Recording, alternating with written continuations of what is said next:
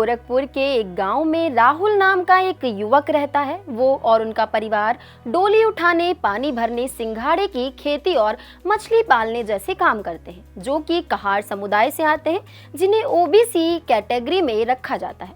लेकिन उनकी आर्थिक और सामाजिक स्थिति कुछ ठीक नहीं है।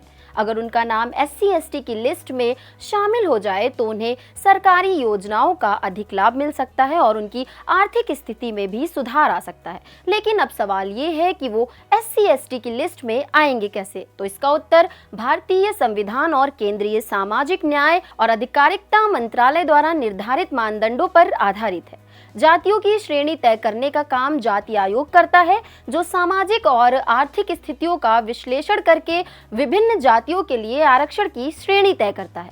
ये आयोग राज्य सरकारों के साथ मिलकर काम करता है और अनुसूचित जातियों और जनजातियों की सूची तैयार करता है। भारतीय संविधान के तहत अनुसूचित जातियों और अनुसूचित जनजातियों के लिए एक विशेष प्रावधान किए गए हैं। SC और ST की सूची में शामिल जातियों को विशेष सुविधाएं और आरक्षण मिलता है, जबकि OBC को भी आरक्षण मिलता है, लेकिन वे SC/ST की सूची में शामिल नहीं होते हैं। दरअसल ये जो कहानी मैंने आपको अभी बताई, ये एक काल्पनिक कहानी। इसका उद्देश्य आपका ध्यान एक महत्वपूर्ण मुद्दे की ओर खींचना था।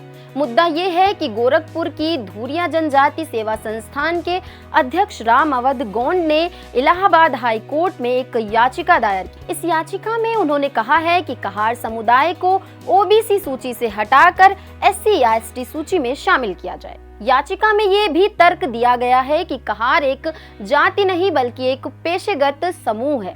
अलग अलग जातियों और जनजातियों के लोग परंपरागत रूप से कहार के काम को करते चले आ रहे हैं।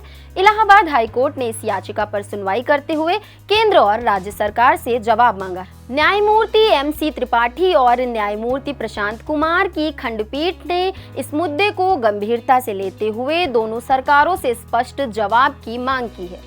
इस आदेश का महत्व इसलिए भी है क्योंकि इससे केवल कहार समुदाय की स्थिति ही प्रभावित नहीं होगी, बल्कि समाज के अन्य वर्गों की स्थिति पर भी इसका असर पड़ेगा। कहार समुदाय के लोग चाहते हैं कि उन्हें OBC सूची से हटाकर SC या ST की सूची में शामिल किया जाए। उनका कहना है कि उनकी पारंपरिक पेशेगत भूमिका के कारण उन्हें उचित जाति प्रमाण पत्र नहीं मिल पा रहा है। अगर उन्हें SC या ST का प्रमाण पत्र मिले तो उन्हें सरकारी योजनाओं और सुविधाओं का अधिक लाभ मिलेगा। इसके अलावा सरकारी नौकरियों और अन्य अवसरों में आरक्षण का लाभ भी मिलेगा। याचिका के अधिवक्ता राकेश कुमार गुप्ता के अनुसार कहार समुदाय के लोग 11 प्रमुख जनजातियों से जुड़े हुए हैं, जिनमें भोई, धीमर, धुरिया, गुरिया, गोंड, कलेनी, कमलेथर, हुरका, मछेरा, महारा, पनभरा और सिंघाड़िया शामिल हैं। इन जनजातियों को कहीं SC कैटेगरी में रखा गया है तो कहीं ST में।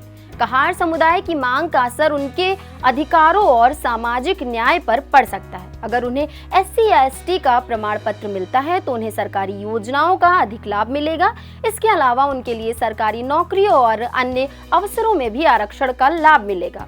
हाई कोर्ट का आदेश और केंद्र राज्य सरकारों की प्रतिक्रिया इस पूरे मुद्दे की दिशा तय करेगी। कहार समुदाय की ये मांग उनके अधिकारों और सामाजिक न्याय के लिए है और इसके निवारण से उनके भविष्य के लिए महत्वपूर्ण बदलाव आ सकते हैं। आपको हमारी ये जानकारी कैसी लगी? अगर आपके मन में कोई सवाल हो या इस मुद्दे पर आप अपनी राय देना चाहते हैं तो हमें कमेंट्स बॉक्स में जरूर बताएं। तब तक के लिए धन्यवाद।